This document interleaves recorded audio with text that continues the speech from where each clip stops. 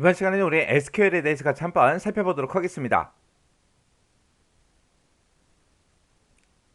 자, 우리 SQL이요. 요 SQL이라는 거는 우리가 이제 데이터베이스에 들어있는 그런 데이터들을 우리가 조작할 때 우리가 SQL이라는 이 언어를 이제 사용한다고 했습니다. 물론 데이터를 조작하는 것도 SQL을 가지고 하지만 그 데이터베이스 안에다가 이제 내가 어떤 형태로 이제 데이터를 이제 저장을 시키겠다 해서 그런 형태를 만드는 것도 우리가 SQL로 하고요. 그리고 어떤 데이터에는 어떤 사람만 접근할 수 있게, 그리고 데이터 보안이라든지 아니면 병행 제어라든지 그런 것들을 할 때도 우리가 이제 SQL이라는 이 언어를 사용해서 우리가 전부 다 만들어 줍니다. 그때 요 SQL이라는 언어는 국제 표준 데이터베이스 언어를 보고 우리가 이제 SQL이라고 하는 거고요. 얘는 이제 국제 표준으로 그렇게 돼 있기 때문에 많은 회사에서 관계형 데이터베이스를 지원하는 그런 언어로 채택해서 많이 사용하고 있습니다.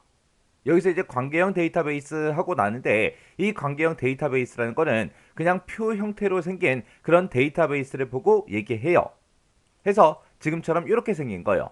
지금처럼 이렇게 이제 하나의 테이블을 이제 만들었습니다. 이런 형태로 이제 데이터가 저장이 되게 만들어주는 거, 그런 걸 보고 우리가 이제 관계형 데이터베이스 그렇게 이제 부르는 거예요. 그래서 요 SQL이라는 거는 우리 1974년 IBM 연구소에서 개발한 시퀄이라는 거에서 이제 유래해서 만들어진 게 우리 SQL이요.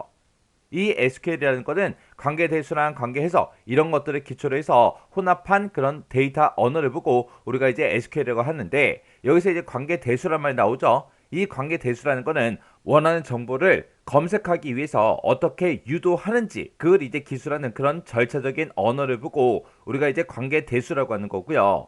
그 다음에 이제 관계해석이라는 거는 관계 데이터의 연산을 이제 표현하는 방법인데, 원하는 정보가 무엇인지 계산 수식을 사용해서 정의하는 거, 그런 걸 보고 우리가 이제 관계 해석이라고 합니다.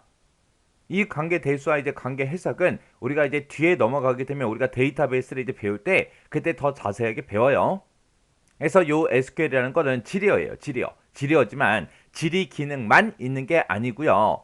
얘는 이제 데이터의 구조를 이제 정의를 하거나 아니면 데이터를 조작하거나 데이터를 제어하는 그런 여러 가지 기능을 모두 다 갖추고 있는 게 우리 SQL이요. 그래서 SQL에는 여러 가지 기능이 있기 때문에 국제 표준 데이터베이스 언어로 그렇게 이제 채택해서 많은 회사에서 사용하고 있어요. 그때 요 SQL은 우리 데이터 정의어라는 것도 있고요. 데이터 조작어라는 것도 있고 데이터 제어어 이런 것도 있습니다. 그래서 이렇게 이제 세 가지로 구성된 게 우리 SQL이요.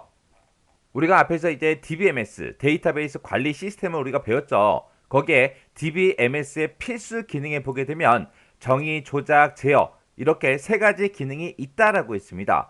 그 세 가지 기능에 맞춰서 이제 데이터 정의어다, 데이터 조작어다, 데이터 제어다 해서 이렇게 이제 세 가지 언어가 있는 거예요. 그때 이제 데이터 정의어를 보고 우리는 DDL이라고 그렇게 부르는 거고요. 데이터 조작어를 보고 DML이라고 부르고 데이터 제어어를 보고 우리가 DCL이라고 그렇게 이제 부릅니다. 그래서 이 첫 번째 데이터 정의어라는 거는 말 그대로 이제 뭔가를 이제 만들어낼 때 주로 많이 사용해요.